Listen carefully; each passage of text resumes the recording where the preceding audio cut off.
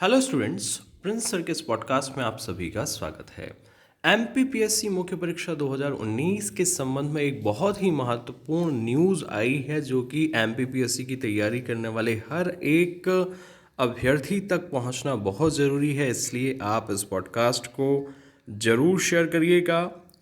हमारे चैनल को सब्सक्राइब करना, बेल आइकॉन पर क्लिक करना बिल्कुल ना भूलें।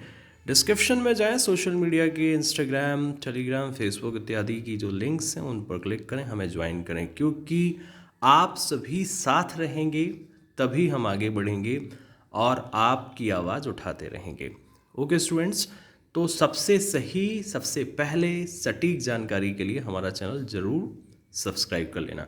तो आपको बता दें कि एमपीपीएससी मुख्य परीक्षा को लेकर 2019 को लेकर काफ़ी जो खबरें हैं वो आती रही हैं और अब एक बहुत बड़ी अपडेट निकल कर आई है जिसको मैं इस पॉडकास्ट में आपको बताने जा रहा हूँ। तो इस संबंध में आपको बता दूं कि मध्य प्रदेश उच्च न्यायालय ने एक ऑर्डर दिया है जिसको मैं आपको पढ़ के सुनाता हूँ।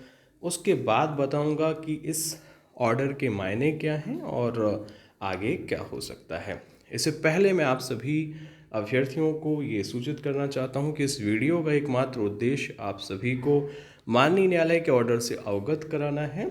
आप सभी अपने विवेक से काम जरूर लीजिए। तो चलिए देख लेते हैं क्या है बात। तो जैसे कि आप देख रहे हैं, मैं इसको पहले पढ़ देता हूँ। ये ऑर्डर है, the petition is filled on the ground that the order dated 7 अप्रैल 2022। आप सभी को पता है कि 7 अप्रैल को क्या फैसला आया था। फैसला यही था कि पुराने नियमों के आधार पर भर्तियां की जानी हैं और ये वही कैंपेनिंग जो हमने 2019 के लिए चलाई थी मुख्य परीक्षा के समय, वही ये ऑर्डर की बात हो रही है जो हम केस जीते हैं हमारे अभ्यर्थी। तो इसमें लिखा है, the petition is filled on the ground that the order dated 7/4/2022 passed in writ petition number so and so has been disobeyed in terms whereof constitutional validity of subsection 4 of section of Madhya Pradesh Lok Seva Adhiniyam 1994 was upheld, and consequently it was held that recruitment process must conducted and completed in consonance with unamended examination rules of 2015. आगे कहते हैं न्यायालय, we do not find any direction of any nature which can be said to have been disobeyed unless there is a clear direction for compliance. It cannot be said that there is any disobedience. Okay students, तो इसका अर्थ क्या निकला? देखिए, अंग्रेजी माध्यम के जो बच्चे हैं वो तो समझ गए होंगे, लेकिन फिर भी कुछ कानूनी दावपेच शायद समझ में ना आए हों और हिंदी माध्यम के बच्चे तो चाह ही रहे होंगे कि अब सर हिंदी में बता दें। तो इसका अर्थ मैं आपको बताऊंगा, पहले एक छोटा सा मैसेज देख लीजिए। आपको बता दें कि असिस्टेंट रजिस्ट्रार जो आपका 2022 का एग्ज़ाम है वो जल्दी ही आपका इसके संबंध में सूचना अनाउंस होगी। अगर आपने अभी तक प्रिंसर की कक्षाएं, नोट्स और टेस्ट सीरीज़ ज्वाइन नहीं किए हैं तो आप हमारे नंबर 9685570712 पर हमें व्हाट्सएप करिए। अगर आप सोच रहे होंगे कि सर मुझे तो ये एग्ज़ाम देना नहीं है, तो अपने दोस्तों को बताएं, अपने मित्रों को बताएं। और इसके अलावा भी जो एग्ज़ाम आप दे रहे हैं, चाहे वो एमपीपीएससी मेंस हो, 2019 हो, 21 हो, 20 हो, क्योंकि 20 को लेकर भी स्थिति स्पष्ट होगी अभी, तो फिलहाल 19 और 21, साथ ही 2022 की परीक्षा हो, या आपको चाहिए हो मेंस के नोट्स, प्रीलिम्स की कक्षाएं, नोट्स, टेस्ट सीरीज़, या फिर अंग्रेजी माध्यम में आपको समस्या आ रही हो, तो elite studies Indore Prince sir के नोट्स, कक्षाएं, टेस्ट सीरीज़ पर आप पूरा भरोसा कर सकते हैं, क्योंकि elite studies Indore Prince sir उन चुनिंदा संस्थानों या टीचरों में से हैं जिनके पढ़ाए हुए 100% अभ्यर्थी आज मध्य प्रदेश में नौकरी कर रहे हैं। तो आप भी जुड़ जाइए हमसे और आप भी अपनी सफलता को लेकर अश्योर्ड हो जाइए। ओके स्टूडेंट्स, तो चलिए बात करते हैं। तो देखिए, इसका मतलब क्या है। एक्चुअली मैं आपको बता दूं कि आप सभी ने देखा होगा कि आए दिन जो है इलेक्ट्रॉनिक मीडिया या प्रिंट मीडिया के माध्यम से जो एमपीपीएससी के अधिकारी हैं या एमपीपीएससी के स्टेटमेंट आते रहते थे 2019 मुख्य परीक्षा को लेकर, मैंने भी उन पर पॉडकास्ट बनाए हैं।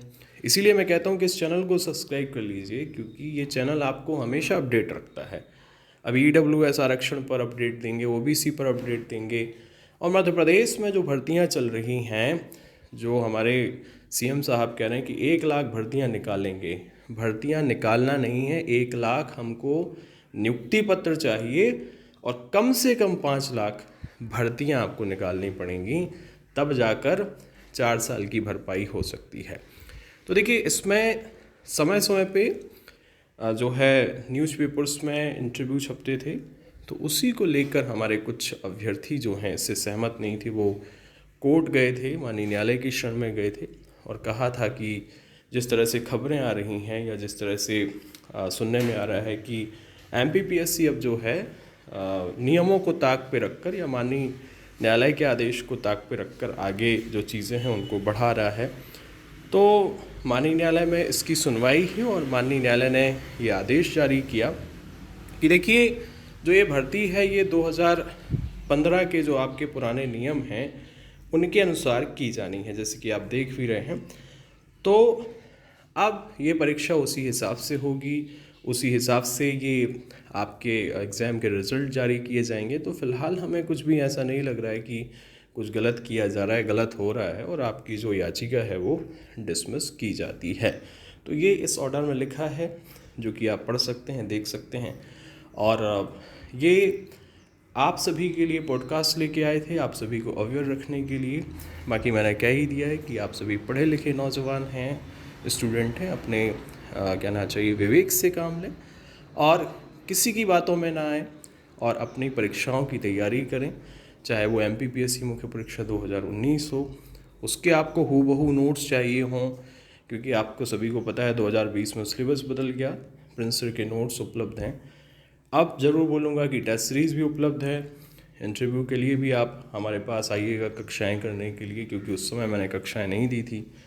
तो कुल मिलाकर ये आदेश है, जिससे मुझे लग रहा है कि एमपीपीएससी मुख्य परीक्षा 2019 का रास्ता साफ हो गया। आगे जो भी होगा आपको बताएंगे।